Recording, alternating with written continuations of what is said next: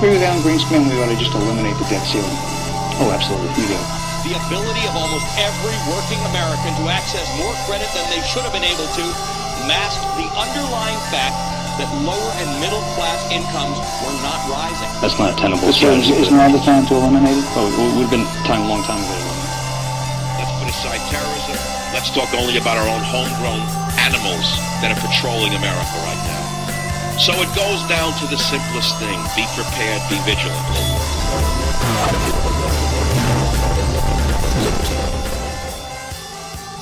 We're finding out what it takes to be a good man. We're finding out how easy it is to be a slime ball of a man. Sylvester Stallone today.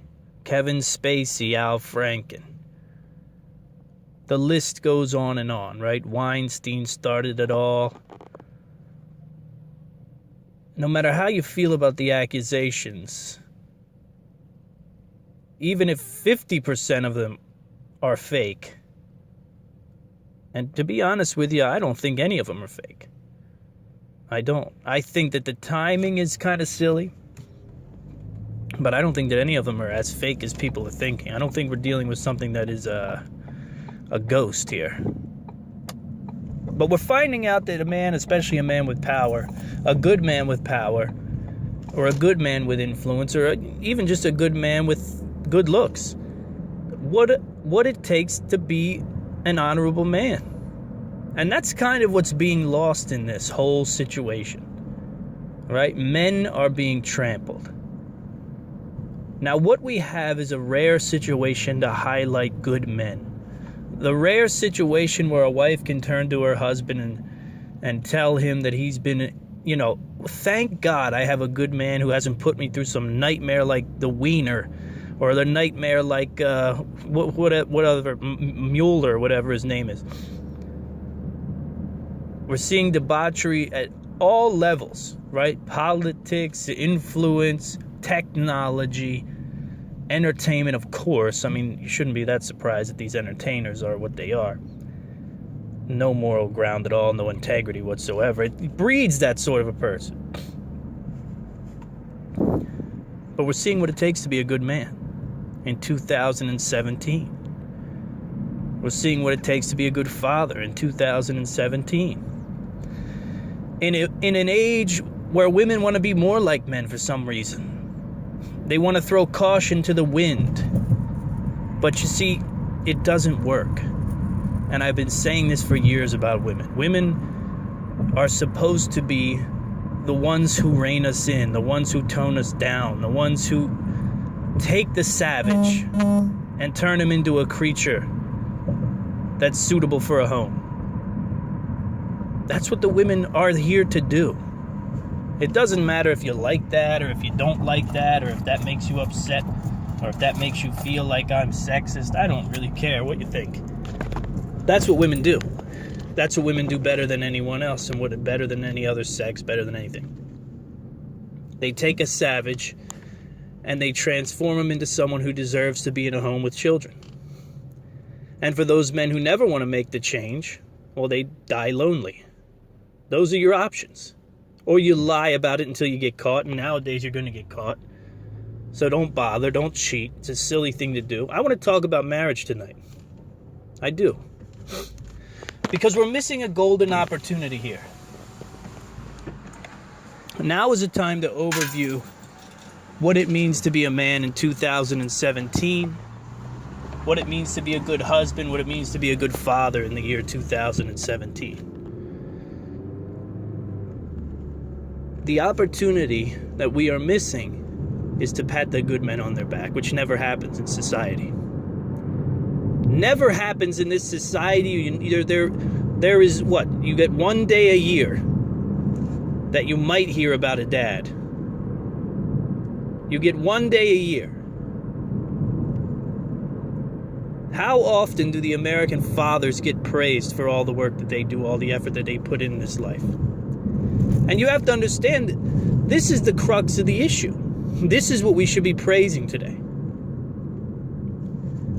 Are the good men. The good men who live in an age where we are so confused, man. Be honest. You've either found a road and stuck to that road, and you take on whatever comes down that road, or you are suffering and you are confused. Because we live in an age of confusion. Because freedom breeds confusion. I'm not saying even that it's a bad thing. What I'm saying is that when a woman goes to work, things get confusing. When a woman does a very hard job and maybe even makes more money than her husband, maybe works harder, maybe works later, maybe works more hours, things get confusing.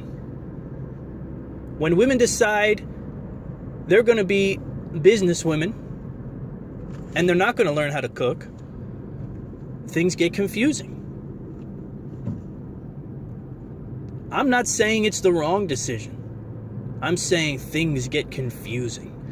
And when you have a man who faces these challenges down and decides, I'm going to make it work. That's all there is to it. I'm just going to make it work. When you have a man who faces down these challenges and doesn't run around and doesn't do crazy stuff, that's a man who deserves praise. And there's millions upon millions, probably tens of millions, if not hundreds of millions in this nation who do that.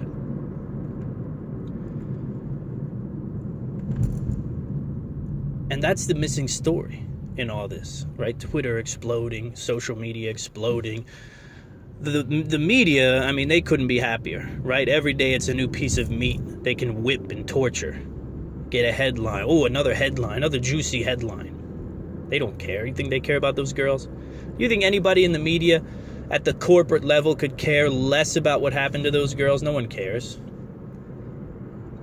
They see red meat. They see red meat. They see residential fires. They see murders. They see all the lovely things that bring people to their low integrity publications.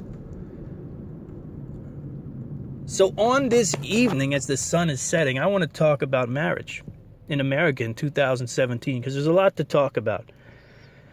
And I've been thinking about this topic for a very long time, and I did a marriage show not long ago, but things change, right? Things change. You grow, you learn things, you learn new things, and I'm in a very unique marriage, you have to understand. Which is why I want to talk about it. Which is why I want to talk about marriage, because marriage is an interesting thing now. You know, it's so rarely a man marries a woman, the woman stays home, the man goes to work, the woman has kids, she stays home and raises the children. No. The blueprint that you grew up with is completely discombobulated. It's completely discombobulated. And again, that doesn't mean that it's wrong. But in the same way that the what are they? I don't want to even call them communists. I don't want to call them progressives. It's a collection of minds. In the same way that this collection of wild minds on the left side of politics and in the wrong side of history, in the same way that they want to dash what is America and all of its institutions and create something new, it's very complicated when you start ripping the moorings out of an age-old institution and program. And what I'm getting at most of all is that not everyone is equipped to handle it. Not every man, not every woman is equipped to handle something that has been spun up on its head. Right? So you have a situation where you grow up, most of your life you think that things are going to go the exact same way they're going with your mother and your father, and you find out that it's a completely different world. And I wonder to myself, you see, because I'm well equipped for the lifestyle that I live. I spend a lot of time with my children. I'm lucky enough, man, to have found my way into a business where I can stay home, be with my kids. But beyond that, I was a chef for years. So I also have the ability to cook anything in any way that I want, at any time, make pizza dough from scratch, whatever it is. I can do anything in the kitchen. So I can't even begin to understand the struggles of someone in that situation, male or female, who doesn't have just that one criteria. I'm also a highly adaptable person. I'm also a child at heart. So me and children are not a problem. But when you start to think about how a marriage gets twisted and confused, I think a lot of people are probably not set up the way I'm set up, and that's got to be very hard. Not only is it got to be very hard on the person trying to raise the children, but imagine how hard it is on the children. Why am I on this subject? Do I have answers? I don't have many answers. But I have things that need talking about in America today. And no, it's not about the end of the world. It's not about preparing for the end of the world. It's not about news stories that are breaking and war and all. No. But it's just as important. Listen to me. When you see people shooting up random places in the public, this country has problems. When you see wives getting shot, these marriages have issues. They have underlying, boiling issues that people refuse to work through or work out or whatever it is. And then one day you go to the gun locker and you become a statistic. This new world, this new marriage, and listen to me. I'm not an old line guy. I'm not this traditionalist who's telling you from you know, a CEO's office up on high that we need to go back to the traditional way of marriage, because it's not how I live. But I think if we're going to juggle the roles in all of marriage, then we have to figure out some very important things. And one of the most important things we have to figure out is you have to play to the strengths of your spouse, right? No matter what. You have to play to the strengths of your spouse, and you have to deal with the pride issues. Do you understand what I mean? I'm going to give you examples, so don't worry about it. You must, let me even say, take advantage. You must even take advantage of what it is your spouse does well. And you have to forget about the old hard-line gender rules. And I know that's hard for people, you know? I know that's hard for people. But you have to do it. So let me give you an example. If you're a woman and you work crazy hours, or you work multiple jobs, or whatever it is, if you're a woman who's not in a traditional female maternal role, and you're being pressed, right? You're being pressed to be more than what you thought you would be, or maybe not. You have to understand that if you have a man who's capable of being maternal, not in a way that sounds crazy, but just a guy who's good with kids, then you have to expect him to be good with kids. You know what I mean? In other words, if he can handle the kids and you're making the money, then you got to expect him to handle the kids, and you got to have that conversation. And that's what it's got to be. And the same can be said from the converse, right? You have to be able to, as a man, and this is a hard one for men, in the same way that it's hard for a woman to give up time with her kids sometimes, and you can't have everything. And you can drive yourself crazy trying to be everything in a marriage today. And we're seeing people driven crazy in marriages today, raising children today. You can't be everything. There's no time, and there's just no ability. Same with a father. Are you a father who is good with the children? Who has a woman who is good with the finances? You have to lean on her for financial support. Don't kill yourself.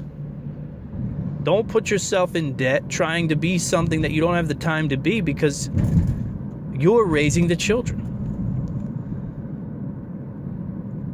You have to play to the strengths of your spouse. And while this used to make sense, this used to make simple sense, right? Well, the strengths of my spouse is she's a woman, and she's a mother, and she takes care of the children. Very simple. Oh, and the strengths of my husband, they're very simple. He makes the money, and he brings home the bacon, and that's how it goes, and he protects us, you know? It's all changed. It's all different now. So if you want to move forward in the new rules of the game, then you have to look at your spouse's strengths. You have to look at their strengths, and you have to say to yourself, what are they good at? What am I not good at? And then you have to be partners. You have to be team members. You have to be partners. You have to be able to say, okay, this makes sense. This is what I'm going to do. This is what I can do. And this is what they can do and what they need to help me with. So I think one of the biggest rules, I'm missing a very big issue in this. You cannot let your pride ruin this. You cannot say as a man, I need to provide, and I need to take care of the kids, and I need to do this, and I need to do that, and meet all these things. Number one, you're going to be miserable, and your wife's going to know it. And she's going to feel like crap because you're miserable.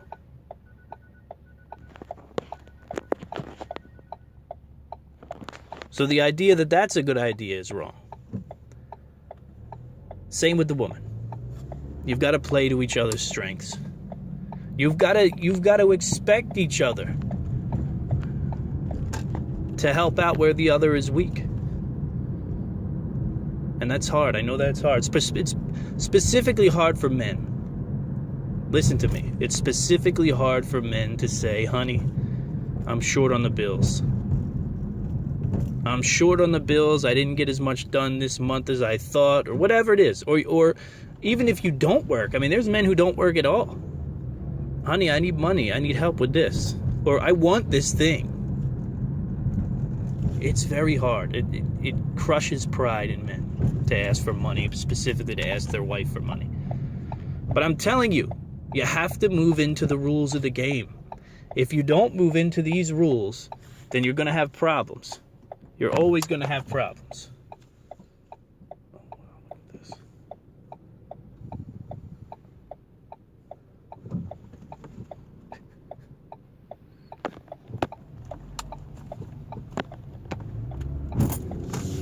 Just was at a three-way stop. It was hilarious. I had one guy telling me to go, and the other guy's driving right next to him about to smash me. Sorry about that. But you got to play to the strengths of one another. It's one of the keys of the new marriage. You know, it's just one of the keys of the new marriage. And it's complicated, man. It can drive a person who's a traditionalist insane.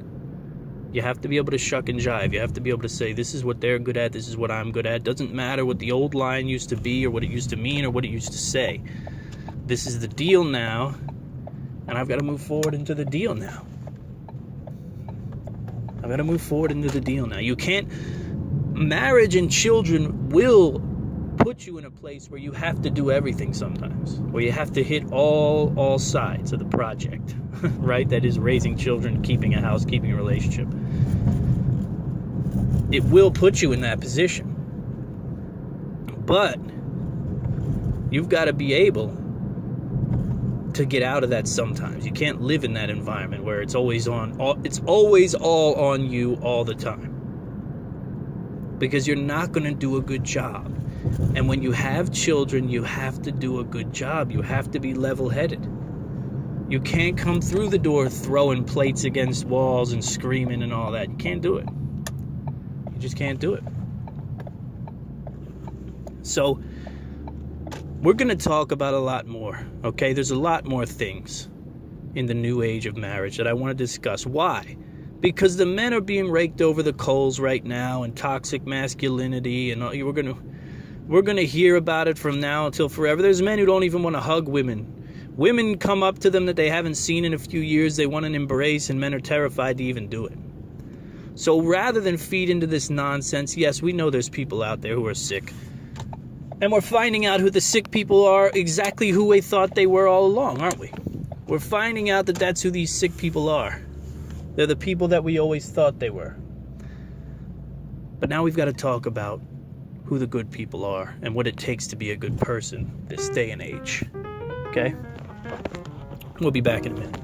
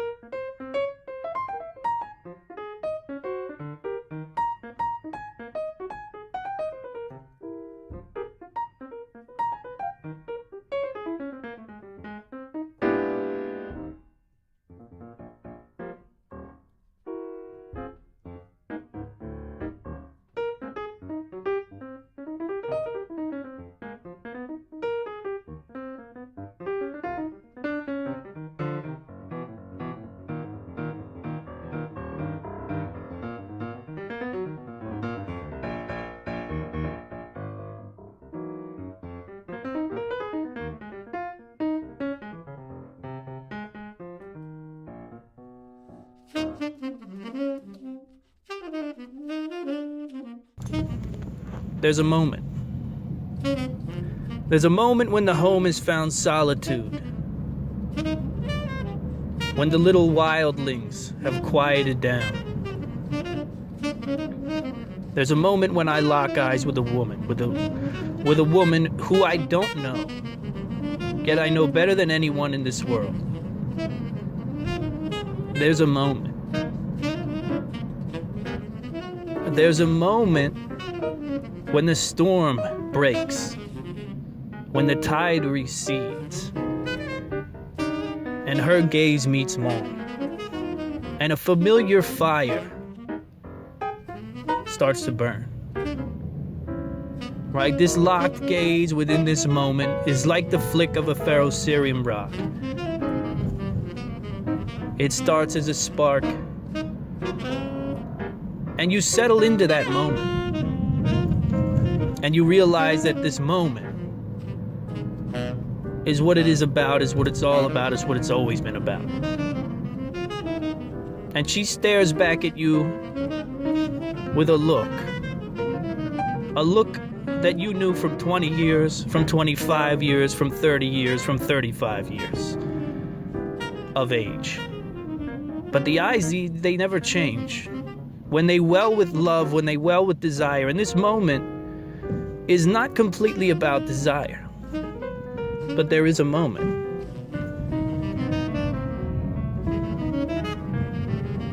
And whether the storm is outside the building or the storm is inside the building, it is within this moment that ring on your hand burns. Those vows that you gave, you can feel the strength within those vows.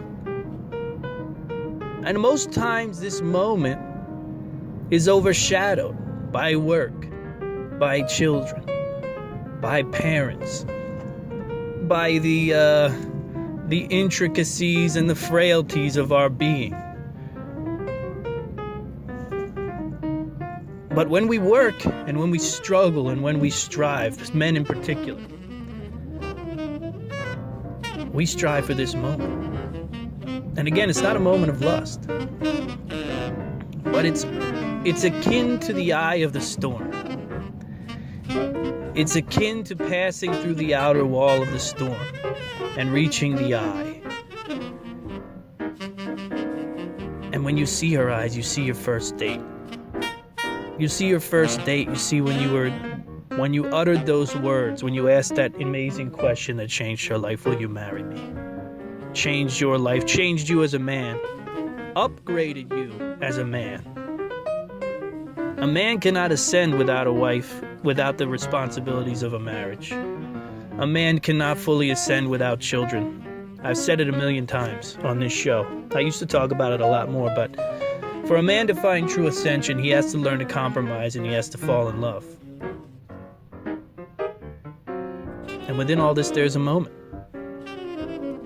It's a moment when you see each other for what you really are, and you see each other for all of the great things. And you remember all of the wonderful things about one another, not the way that they leave the toilet seat up, or the way they load the dishwasher, or how they keep their room, their side of the room, or the way that where they put their shoes, or what in that moment, you see that person that you fell in love with all those years before. And the haze clears. And there's nothing like it on earth. There's nothing like it for a man on earth. I can't speak for the women because I'm not a woman, but for a man, there is nothing like that moment.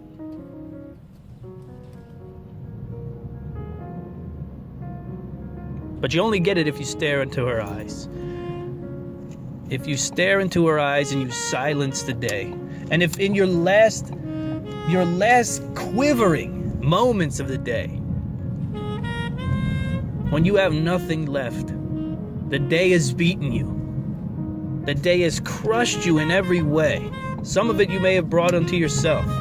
Some of it you may have done to yourself at the gym. You may have had a big day at work. Kids drove you crazy. You got home. You did the dinner thing. You did all the things that you're supposed to do. And finally you're finished. And you're laying in bed and she's laying in bed and you're both dead tired. And you think to yourself, I'm one kiss away from sleep. Oh, precious sleep. Regenerative sleep. It can prepare me for another day, another crazy day in this life, and that's what I need to be prepared for. Well, in that moment, that's when you have to make the moment. I'm not talking about sex. This is not about sex. You can make that moment too, if you want. But I'm talking about looking at her, glasses on, the hair's tied up, in the pajamas or the hoodie, whatever it is she sleeps in. You know, it's not 1940 anymore. Women don't sleep in the negligees and stuff. And you look her in the eyes and you tell her why you love the woman that you love. Which is a question that's easy to answer. If you're with a good woman, it's easy to answer. Right? It should roll off the tongue. Because you should think about it. If you don't remind yourself why you love someone, then you can forget. And you know what happens when you forget why you love someone? Well, it's a lot easier for those things that drive you crazy about that person to seep in. And that's what you focus on. You have to focus on the good things. You have to focus on the reasons that you love this woman and the reasons that she loves you and why it works. It's critical. I mean, there is no other option. There is no other way to water this garden than to look at her and tell her, you let me be me. You let me say what I want, the way I want. You let me live out my passions. You let me take risks. You let me do whatever it is that your woman does for you. And you tell her that's why you love her. It's one of the many reasons why you love her. Great with the children, great with this, whatever it is. You know the reasons. It shouldn't be a mystery. And you kiss her and go to bed. That's the moment. And that moment can happen sitting across the room from each other. That moment can happen anywhere at any time. But what I'm telling you is you have to seek out that moment. You have to seek out that moment. You're going to be with this woman for 60, 70 years, if you're lucky. If you're lucky, you'll be with her 60, 70 years, and I tell you this, how many of those moments do you have? When both of your brains connect like that, and it becomes about something more than the carnal. It becomes about something more than the body, and you can truly feel the spirit speaking. You feel two spirits speaking to one another as though they're saying, one day we're going to exit this plane. And because of this moment, I'll never forget those eyes. I'll never forget that smile. I'll never forget this aura that you give off. And one day when we're shuffled off this mortal coil, as Shakespeare said, I'll do everything in my power to find you in that new plane. That's a little, I don't know, a little spoken word / reiteration of what it takes, of what a marriage takes. Are you willing to put the time in, yes or no? Now, here's what I want to talk about also, is the debt. You are forever indebted to that woman. You may not think it that way, and that's a destructive pattern too. But you are forever indebted, particularly if that woman gave you children. And the other side of the coin is that she's forever indebted to you as well. And you can't drive yourself crazy about bridging that gap. You can't drive yourself crazy about paying off that debt. Do you understand? You owe everything to her, as she owes everything to you. That's what a marriage is. You both sacrifice. You both struggle. You both have changed so much for this thing to work. And you continue to change. And great couples adapt with that change. And they say, this is the way life is now. You have to understand that this is probably not the way life's going to be in 5 years, 10 years, particularly if children are involved. And I know it's a wild thing to consider, that your whole life can change so regularly. When you thought, I signed my 30-year mortgage, I married the woman of my dreams, and I had the kids, and I have the job, and it can't get any better, right? Well, it's going to change. It's always going to change. And you have to be prepared for that change, and you always have to remember that she's owed a debt that you can't pay off. Do you understand? She is owed a debt that you could never pay off. In your maddest and most frustrated, it's important to remember that. It's important to remember that. She's owed a debt that you can never pay off. And conversely, it's the same thing for her to you. It's the greatest investment anyone can make is in a marriage. No matter how tired, no matter how upset, no matter how angry, no matter how whatever. The investment in time and effort that you put into your marriage is the most important. Because even if you're tired and exhausted, and you don't have the energy to take the steps that you need to take to be a good dad, well, if you have a strong partner who sees that you're tired and understands what's going on, then they're going to take the reins. And they're going to be a good parent. So even when dad can't be a great dad, mom can be a great mom, and vice versa. My wife and I are an incredible team. It may be it may be our greatest strength, is how we can be such a good team. We can knock anything out. You know what I mean? We're just a good team. We're good at life. We're good at beating life back. And you may be really good yourself. In marriage, you may be really good too. In life, you may really be really good. Not a lot of people are good all the time. You know, people have things, they have stuff that they deal with. You might be really good. You might be really good a lot of the time. You might be really good some of the time. If you're really good most of the time, there's another issue. And there's another realization that you have to come to grips with. If you're going to be in a marriage that works. Remember we talked about the debt that can never be paid off. Well, not only do you have to realize that you owe her, and that can never be paid off, you also can't look for the praise. Adequate. Now, there's nothing wrong with praise, right? Baby, you did a great job, whatever it is. But you can't look for adequate praise for your duties, for what it is that you do.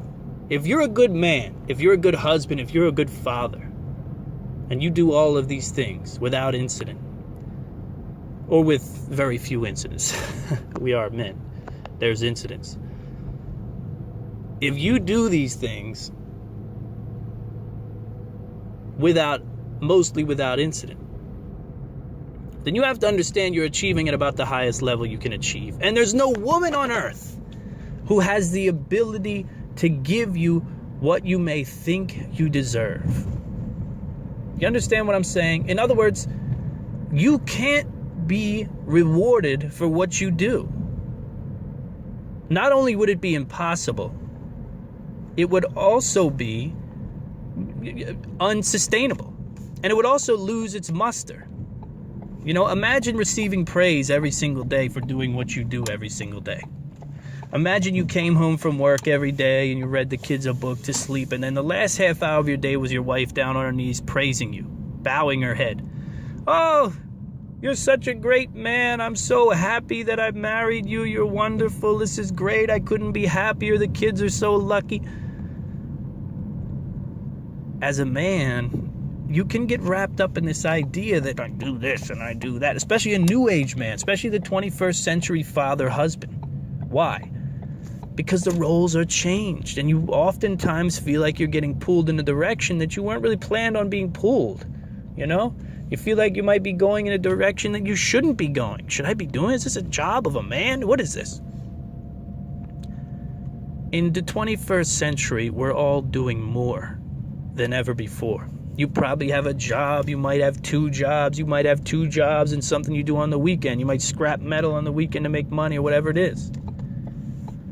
And then you might come home and you're exhausted and sit down and play cards with the kids and do everything as well as you can do it.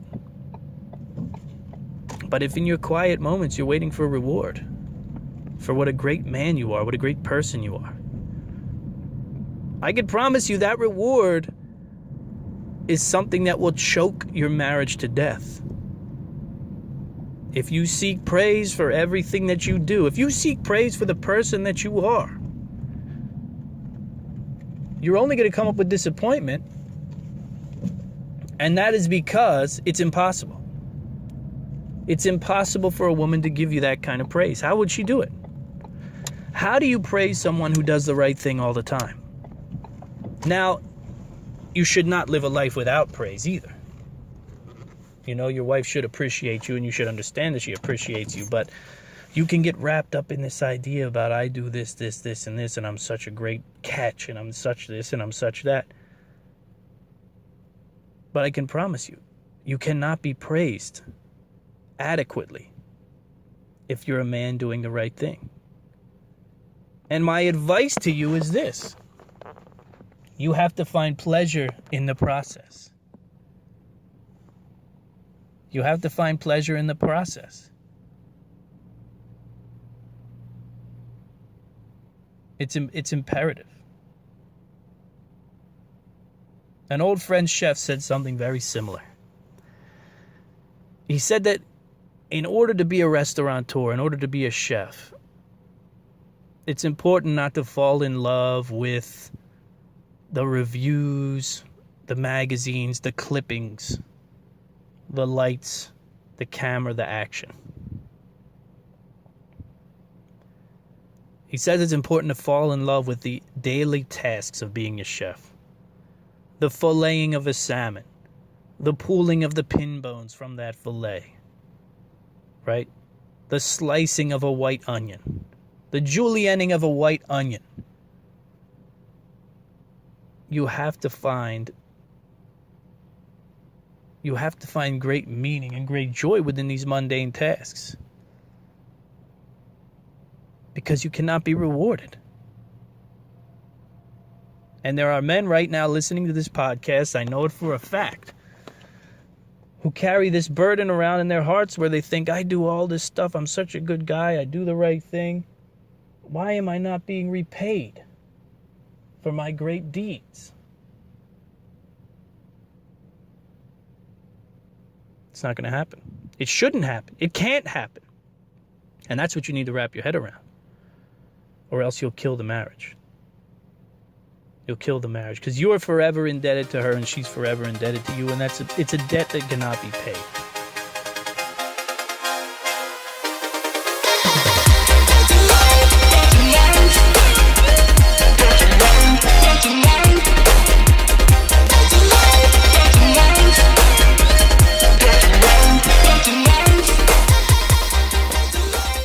So the final stanza on marriage from me in this 2017 installment.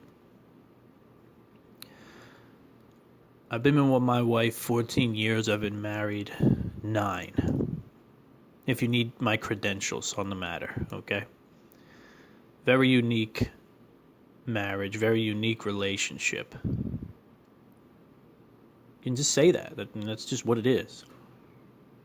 Nothing bad about it. It's just a very unique situation. It's one that a lot of couples, I don't think, find themselves in. Blessed for it. And I want to talk about damage. Because ever since I was a teenager, I likened a relationship, whether it was mother-son, father-daughter, father-son, girlfriend-boyfriend, or even friendships. It wasn't, maybe it was subliminally because the word has ship in it, but I always likened a relationship, no matter between who, to a vessel, to a sea-bearing vessel. Right? A seafaring vessel, rather. What did I say? Seabearing. Apologize. I always likened a relationship to a ship. And I focused on the hull. And I said to myself, in any ship's journey, in any relationship, there's going to be damage. There's going to be damage to that hull. And the true tell for me, when a relationship really became unstable or when it really had to come to an end, was when you began to take on too much water. When the hull was too damaged that you couldn't float anymore. And that's sometimes harder to tell than other times, in other situations. But the reason I bring up damage is because there is a point where your relationship takes enough damage that you can't bring it back. You can bring a piece of it back. It's sort of like Pet Cemetery. You might be able to will it back to life, but it's never going to be what it was. It might be a grotesque monster of a relationship that you never wanted back in the first place.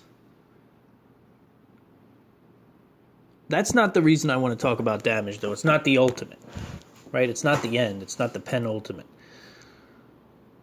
It's not the apex. I want to talk about it because when I think of damage, I think of just what happens when you're in a relationship.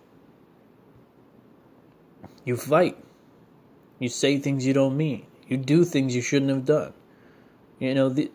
These things happen in all relationships. They are highlighted in marriage, and particularly marriage with children, because the stakes are a lot higher, right? You can't walk out on her. She can't walk out on you without serious consequences. So you're forced to work it out, figure out how to make it work. But I'm going to tell you something, and I learned this from someone very close to me. Not all damage is bad damage.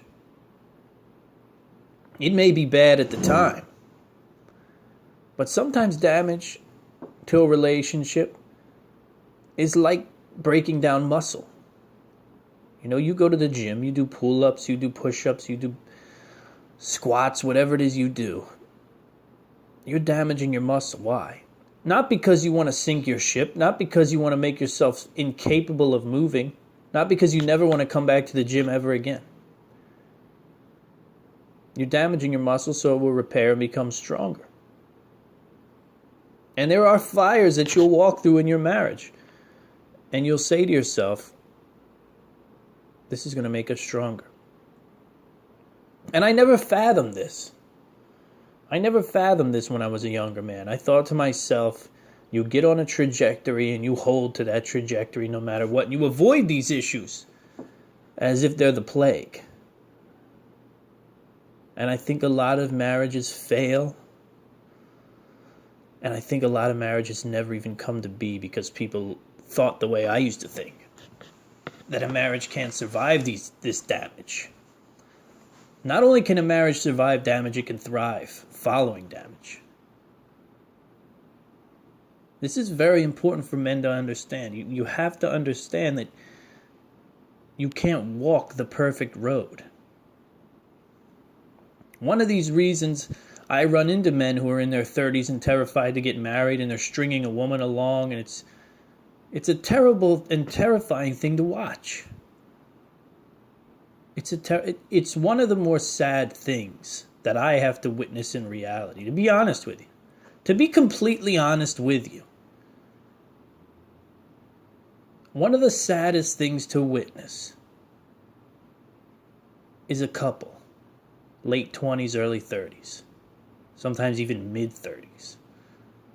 And you watch this couple and how they interact. And you know that the man is happy with the way things are. right? And most of the time, he's a scared man. Most of the time, he's a terrified man.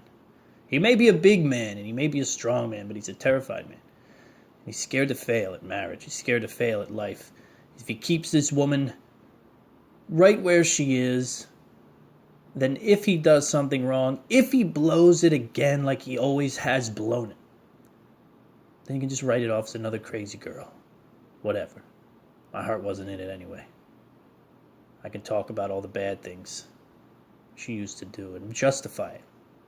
But more sad than that is to watch the women in these situations.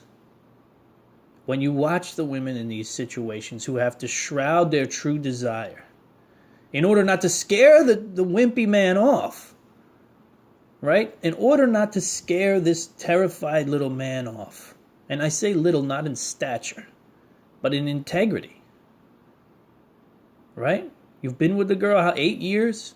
She's 32 years old. What are we doing? What are you doing? What are you doing? Oh, she doesn't really want to get married. Man, shut the fuck up. What are you kidding? Who are you kidding? No, we talked about it. She's not really into marriage. Let me tell you something. This is just what I would do. If I were in a situation where I was talking to a girl and she told me, you know what? I don't really think we need to get married. No, really. It's just a social contract. I'd say, you know what? I want to get married right now. No, I want to marry you. Don't you understand? You may not want to get married, but you're going to marry me because it's what I want to do. Sometimes they want to see that overwhelming passion. Because women know. Women know what men are made of today, and it's not a lot. It's not the same iron that they were made of in years before. They know that if they say the M word too many times, the men go running. If they say the B word, baby, too many times, men run away. They soil their diaper and they run. And I'll tell you, it's one of the more sad things to see. Is to watch the behind the eyes of a woman who tries to pretend like everything's hunky-dory with their relationship. We live together, we have sex, we do all the fun things that couples do. I take care of him, and he comes home to me, and yada, yada, yada. You see that veneer, and you can see it underneath. You can see just beneath the veneer is a woman who she just wants to get married, dude. Just wake up and give her what she wants. You've been with her how many years? You're not getting any younger. She's not getting any younger. Yes, it's going to be crazy. Yes, you're going to have fights. You may break up. You may separate. You may run out on each other. You may scream at each other. You may get the police called to the house. But give it a go. For God's sakes, give it a go. Give it a go for her. If for nothing else, you've been with a great woman for how long? Give it a go for her. Bottom line is, it'll take damage. Your relationship will take damage. Your marriage will take damage. And in most cases, you will recover. And I have seen cases where you can come back even stronger. So don't shy from confrontation. And don't run from the damage. It's going to happen. You can't avoid it. You become a master medic. You can become a master medic. You can take the damage, but you can patch the damage. Another thing that couples in the 21st century struggle with. Because we are God's gift to the earth. Right? That's what the 21st century person is all about. I've got my I Am Liberty show, and I've wrote books, and I raised children, and I've been a good chef and made headlines, and all these things, right? Quantify all these things. I'm such a great individual person. Save the world. There's an incapacity to say sorry. There is no capacity in some people to admit that they screwed up. And to spend a few days in the doghouse. Sometimes you just gotta spend some days in the doghouse. Some days you just gotta lick her feet until she's okay with what you've done. And you know what? Vice versa. It goes both ways in the 21st century. But that's my final piece. It is a war. There will be damage. And there is a limit to how much damage the hull of your relationship can take before it sinks. You know, there are giant gaping holes that can be put in a relationship. Adultery. You know, these are things that are very hard for most people to recover from. And once that ship is sunk, it's very hard to bring it back the way it was before. But if you can manage and mitigate the damage, you're going to fight. You're going to screw up. You're going to make mistakes. You're going to break things. You're going to burn things. You're going to ruin things. You're going to ruin events. You're going to ruin her day. If you can admit you're an asshole, and you can medic all over that damage, then you can do this thing, man. You can make this thing work. And trust me, marriage is your greatest investment. Marriage is your greatest investment. You may not think that way now. Young guy, all the girls at work think you're cute. Wait till you're about 65 and you have someone who loves you. Unconditional love. And you have children that come over and bring their children. And you'll know then that you've cashed in that investment and it's paid off dividends. All right? That's it. That's my show on marriage. Because we need it. We need it every once in a while, right? Do we not need it every once in a while, guys? We need it. We need a reminder. Not all women are Paris Hilton. They're not all sluts with no integrity, and not all men are Harvey Weinstein. You found someone good, you do right by them. You do whatever you can to make it work. That's it. It's my challenge to you. Now go do good things.